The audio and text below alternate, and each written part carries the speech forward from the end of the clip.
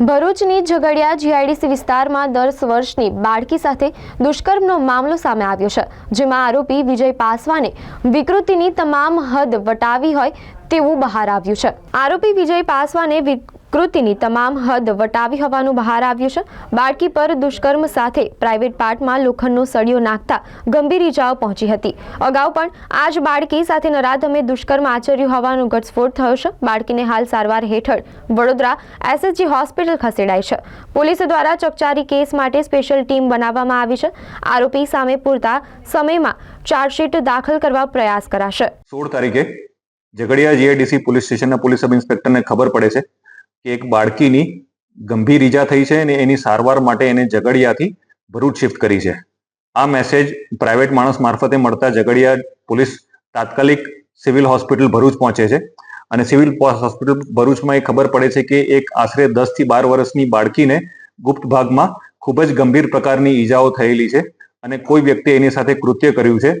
તો એ ખબર પડતા તાત્કાલિક પોલીસની ટીમ ડોક્ટરો સાથે કોઓર્ડિનેટ કરી અને એને સારવાર આપી અને એને જીવને જોખમ ના થાય એ પ્રમાણેની વ્યવસ્થામાં જૂટી ગઈ।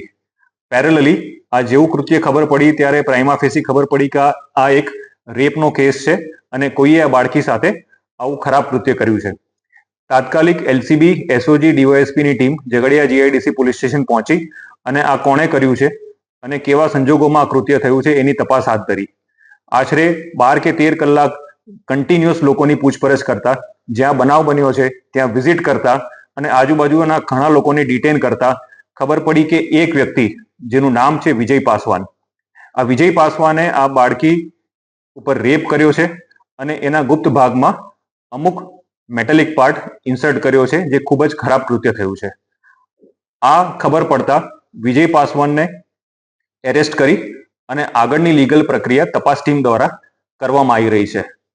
આ કૃત્ય ખૂબ જ ખરાબ થયું છે। સરકાર આ બાબતે ગંભીરતા રાખવી અને પેરેલલી બેસ્ટ સારવાર મળી રહે એના માટે ડોક્ટર્સની ટીમ અપોઇન્ટ કરી છે અને બાળકીને પ્રથમ એક ઓપરેશન ભરૂચમાં થયા બાદ એને એસએસજી હોસ્પિટલ બરોડા રિફર કરી છે, જ્યાં પોલીસની ટીમ અને ડોક્ટર્સની ટીમ એને બેસ્ટ મેડિકલ સર્વિસીસ મળી રહે એ પ્રમાણેની વ્યવસ્થા કરી રહ્યા છે।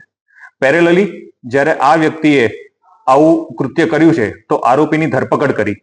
ધરપકડ કર્યા પછી એની પૂછપરછ કરતા ખબર પડી કે વિજય પાસવાને માત્ર અત્યારે આ બાળકી સાથે આવું કર્યું નથી, અગાઉ આશરે એકાદ મહિના પહેલા પણ આ બાળકી સાથે આ જ વ્યક્તિએ આવું કૃત્ય કર્યું છે અને એનો રેપ કર્યો હતો।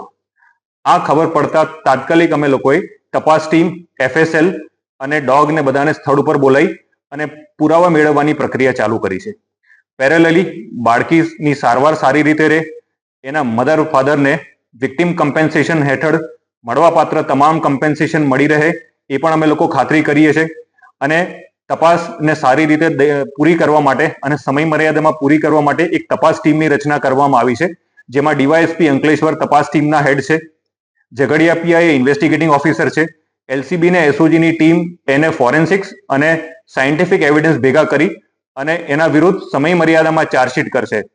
અને જ્યારે આવા ગંભીર પ્રકારના કેસો દાખલ થાય છે ત્યારે સરકારનો જે અભિગમ છે કે એને તાત્કાલિક બાળકીને ન્યાય મળી રહે અને મા બાપને ન્યાય મળી રહે એના માટે સ્પેશિયલ પીપીની પણ દરખાસ્ત પોલીસ દ્વારા કરવામાં આવશે અને ટૂંક સમયની અંદર જેણે આ કૃત્ય કર્યું છે એ વિજય પાસવાનને કડકમાં કડક સજા થાય એ પ્રકારેની કાર્યવાહી ભરૂચ પોલીસ કરશે।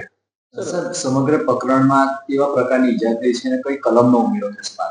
બેઝિકલી જ્યારે ગુનો દાખલ કર્યો ત્યારે 137, 65 અને પોક્સો એક્ટ બીએનએસની અલગ અલગ સેક્શનમાં, પણ જ્યારે અમને ખબર પડી કે બાળકી સાથે માત્ર આ કૃત્ય નહીં પણ એની ઉપરાંત એક મેટાલિક રોડ સાથેનો પણ એની જોડે વ્યવહાર થયો છે ખરાબનો, તો અમે લોકોએ બીએનએસની સેક્શન 109 એટલે કે જૂની એક્ટની આપણી 307નો પણ ઉમેરો કર્યો છે। એટલે તમામ સેક્શન જે લાગુ પડતું હશે એ અમે લગાડી છે અને હજી બી જો કોઈ બીજા એવિડન્સ મળશે અથવા બીજો કોઈ કૃત્ય થયું હશે તો એની પણ તપાસ અમે કરશું। બાળકી ગંભીર હાલતમાં હતી જ્યારે ભરૂચ સિવિલ હોસ્પિટલમાં આવી હતી। પ્રાથમિક એની સર્જરી કરવામાં આવી અને એના પછી બરોડા સિવિલ હોસ્પિટલમાં અત્યારે બાળકી સ્ટેબલ છે એવા મેસેજ છે। તેમ છતાં જે પ્રકારની ઇન્જરી છે એ પ્રમાણે ડોક્ટર્સની ટીમ કન્ટિન્યુઅસ એ બાળકી ઉપર નજર રાખી રહી છે અને એને સારવાર આપી રહી છે। અમે એ જ પ્રાર્થના કરશું અને અમે એ જ એફર્ટ કરશું, પોલીસ કે ડોક્ટર કે કોઈ બી વહીવટી તંત્ર, કે બાળકીનો જીવ બચી જાય એટલે બેસ્ટ સારવાર મળી રહે એ પણ અમે એન્શ્યોર કરશું. દિલ્હીનો નિર્ભય કાંડ સાથે સરખાવી શકાય? કયા કાંડને કઈ રીતે સરખાવાય એ બેઝિકલી અલગ અલગ વિષય છે, પણ આ કૃત્ય છે એ ખૂબ જ ખરાબ છે અને એના માટે પોલીસ સ્ટ્રિક્ટ એક્શન લેશે. ઇન્વેસ્ટિગેશન હાલ ચાલુ છે.